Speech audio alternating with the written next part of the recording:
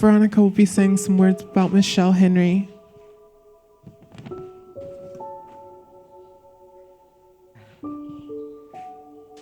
Thank you all for coming tonight. I've struggled to write this speech for some time now. I know that whatever words I have to say can only pale in comparison to the woman my sister was. I first met Michelle more than 2 years ago at Trans Thrive. I was so nervous walking through those doors. I had never been in community before. I felt bricky, and seeing all the beautiful dolls around made me feel super insecure, like I didn't belong. That was until Michelle came up and introduced herself to me. Now, there was a lot of reasons why we got along. We were both from New York, we were both Caribbean, but I think more than anything else, she saw these jangly keys and knew Mama was a lesbian. My sister was a proud Black trans lesbian, and she let the whole world know it. An unapologetic dyke, Michelle used to call herself a T-girl aggressor, and she never took shit from anyone. That was the most inspiring thing about her. As a young brown trans lesbian, I often felt out of place in trans POC spaces. But whenever I saw Michelle walking in, swinging her braids, I knew I wasn't alone. When the other girls were talking about trade, we would just kiki and talk about the girls we were seeing. Being with Michelle made me feel normal. When it was just the two of us, it felt like there was nothing in the world we couldn't overcome. Michelle was the first bitch to ever physically defend me on the street. She taught me to be the woman I am, a strong, brown, trans dyke who can fight for her sisters. I just wish she was still here to see the woman I've become. Michelle was strong, but she was also sweet. We used to talk about our futures, our dreams. She didn't want this life. She had dreams just like the rest of us. Michelle wanted to go to beauty school. She wanted to learn how to make beats, and she loved trains. We used to talk about going across the country and riding all the different trains on the East Coast.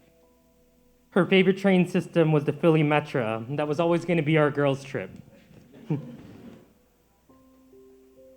But we never got to go on our trip.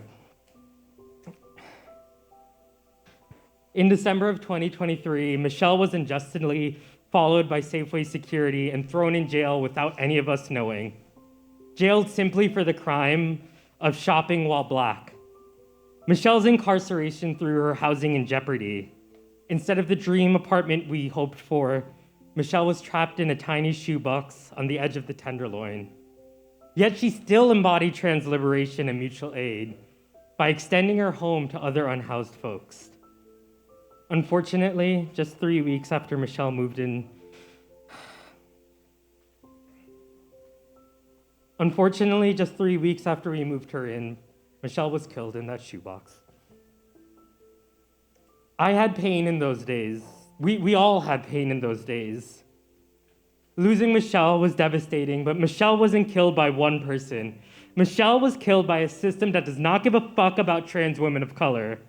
The same system that killed Michelle is killing us right now.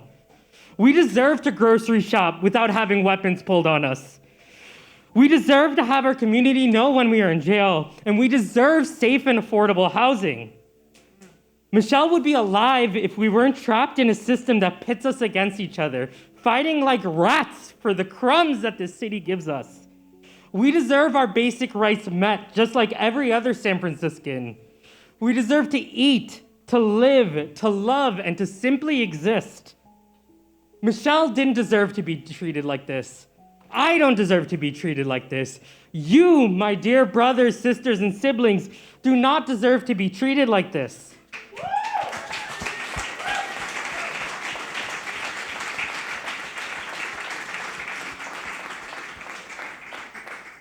The time is now for us to fight. Michelle fought for each and every one of us until the day she died, and now it's our duty to carry on her power. My dear sister, I miss you every day. I love you, and this world doesn't feel the same without you. I promise I'm gonna fight for you. I'm gonna fight for me and our community. And I promise I'm gonna go to Philly and ride that train for you. Thank you.